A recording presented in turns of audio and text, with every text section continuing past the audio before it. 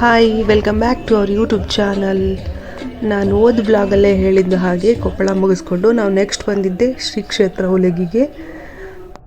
ಈ ಕ್ಷೇತ್ರವು ವಿಜಯನಗರ ಜಿಲ್ಲೆ ಹೊಸಪೇಟೆ ತಾಲೂಕಿನಲ್ಲಿ ಬರುತ್ತದೆ. ಸುಮಾರು 800 ವರ್ಷಗಳಷ್ಟು ಹಳೆಯದಾದ ಶಕ್ತಿ ದೇವತೆಯ ದೇವಾಲಯವಾಗಿದ್ದು ಯಲ್ಲಮ್ಮನ ಇನ್ನೊಂದು ಅವತಾರವೆಂದೇ ನಂಬಲಾಗಿದೆ. ಯಲ್ಲಮ್ಮ ದೇವಿಯು ಹುಲಿಯ ಮೇಲೆ ಸವಾರಿ ಮಾಡಿರುವುದರಿಂದ ಈ ದೇವಿಗೆ ಹುಲಿಗೆಮ್ಮ ಎಂಬ ಹೆಸರು ಬಂದಿದೆ ಎಂದು ನಂಬಲಾಗಿದೆ.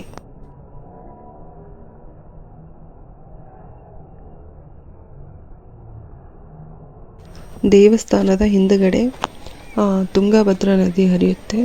ಅಲ್ಲೆಲ್ಲ ನಾವು ಸ್ನಾನ ಎಲ್ಲ ಮುಗಿಸ್ಕೊಂಡು ದೇವರ ದರ್ಶನಕ್ಕೆ ಹೋಗ್ತಾ ಇದ್ವಿ. ಆವತ್ತೇನು ಭಾಳ ರಶ್ ಇರಲಿಲ್ಲ, ತುಂಬ ಚೆನ್ನಾಗಿ ದರ್ಶನ ಆಯಿತು. ನಮಗೆ ತಾಯಿಯ ಆಶೀರ್ವಾದ ತಗೊಂಡು ಬಂದು ಹೊರಗಡೆ ಎಲ್ಲ ಸ್ವಲ್ಪ ಹೊತ್ತು ಕುಂತ್ಕೊಂಡು ದೇವಿ ಸಾನ್ನಿಧ್ಯವನ್ನು ನೋಡ್ತಾ ಇದ್ವಿ.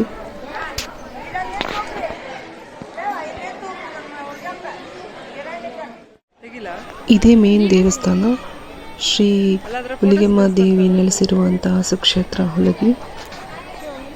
ತುಂಬ ಪವರ್ಫುಲ್ ಇದೆ. ಅಲ್ಲೆಲ್ಲ ಆಶೀರ್ವಾದ ತಗೊಂಡು ನಾವು ಹೋಗಿದ್ದೆ ಶ್ರೀ ಹನುಮ ಜನ್ಮಸ್ಥಳ ಅಂಜನಾದ್ರಿ ಬೆಟ್ಟಕ್ಕೆ.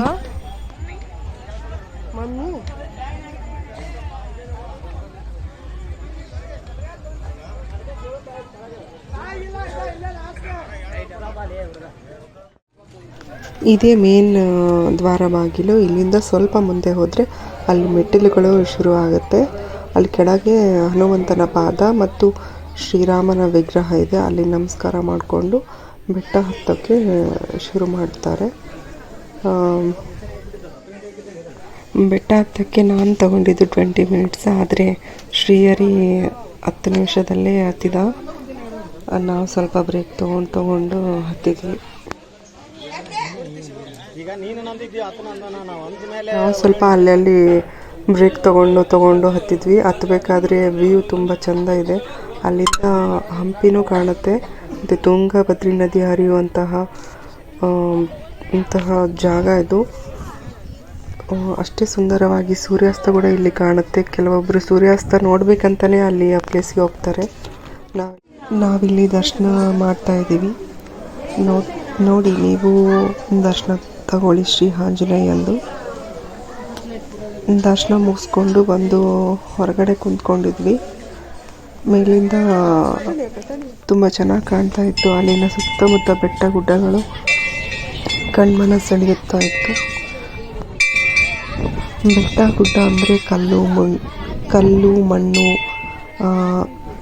ಗಿಡಗಳಿಂದ ತುಂಬಿರುತ್ತೆ. ಆದರೆ ಇಲ್ಲಿ ಮೇಲಿಂದ ನೋಡಿದರೆ ಕಲ್ಲುಗಳನ್ನೇ ಜೋಡಿಸಿ ಇಟ್ಟಿದ್ದಾರೆ ಅನ್ನೋ ರೀತಿ ಇಲ್ಲಿನ ಗುಡ್ಡಗಳು ಕಾಣ್ತಾ ಇದೆ. ಅಲ್ಲಿಂದ ಚೆನ್ನಾಗಿ ವ್ಯೂ ಇತ್ತು. ನೋಡ್ತಾ ಸ್ವಲ್ಪ ಹೊತ್ತು ಕುಂತ್ಕೊಂಡು ಫೋಟೋಸ್ ವೀಡಿಯೋಸ್ ಎಲ್ಲ ತೊಗೊಂಡು ಮತ್ತೆ ನಾವು ರಿಟರ್ನ್ ಕೆಳಗೆ ಬರ್ತಾ ಇದ್ದೀವಿ. ಅಲ್ಲಿ ಫಾರಿನರ್ಸ್ ಕೂಡ ತುಂಬ ಜನ ಇದ್ದರು. ಹಾಗಾಗಿ ಅವ್ರದ್ದು ಸ್ವಲ್ಪ ವಿಡಿಯೋ ಮಾಡ್ಕೊಂಡು ಬಂದೆ ನಾನು. ಹನುಮ ಜನ್ಮಸ್ಥಳ ಅಂತಂದ್ರೇ ಅಲ್ಲಿ ಕೋತಿಗಳು ಇರಲೇಬೇಕು. ತುಂಬ ಕೋತಿಗಳಿದ್ವು. ಅವುಗಳ ಆಟಗಳನ್ನು ಫಾರಿನರ್ಸ್ ನೋಡ್ತಾ ನಿಂತಿದ್ರು. ನಾನು ಅಲ್ಲಿ ಸ್ವಲ್ಪ ವಿಡಿಯೋ ಎಲ್ಲ ಮಾಡ್ಕೊಂಡು ಬಂದೆ.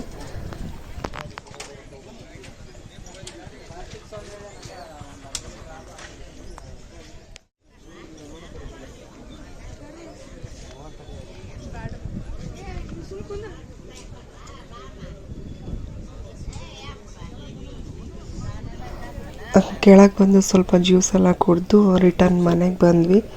ನೆಕ್ಸ್ಟ್ ಡೇ ಸಂಕ್ರಾಂತಿ ಆಗಿತ್ತು. ನೆಕ್ಸ್ಟ್ ಡೇ ನಾನು ಇದು ಮನೆ ಮುಂದೆ ಹಾಕಿರುವಂತಹ ರಂಗೋಲಿ ಗುರುವಾರ ಕೂಡ ಆಗಿರೋದ್ರಿಂದ ರಾಯರ ವಾರ ನಾನು ರಾಘವೇಂದ್ರ ಸ್ವಾಮಿಯ ಪೂಜೆ ಮಾಡಿ ಸಂಕ್ರಾಂತಿ ಹಬ್ಬನ ಸೆಲೆಬ್ರೇಟ್ ಮಾಡಿದ್ವಿ.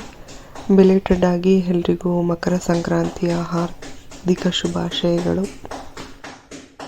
ಮತ್ತೊಂದು ವಿಡಿಯೋದಲ್ಲಿ ಮತ್ತೆ ಸಿಗುವ ಅಂತ ಹೇಳ್ತಾ, ನಿಮಗೆ ಈ ವಿಡಿಯೋ ಇಷ್ಟ ಆಗಿದ್ದರೆ ಪ್ಲೀಸ್ ಲೈಕ್ ಮಾಡಿ, ಶೇರ್ ಮಾಡಿ, ನಿಮ್ಮ ಅನಿಸಿಕೆಯನ್ನು ಕಮೆಂಟ್ ಮಾಡಿ. Thank you. Bye. Please support my channel family vlog with Kannadathi.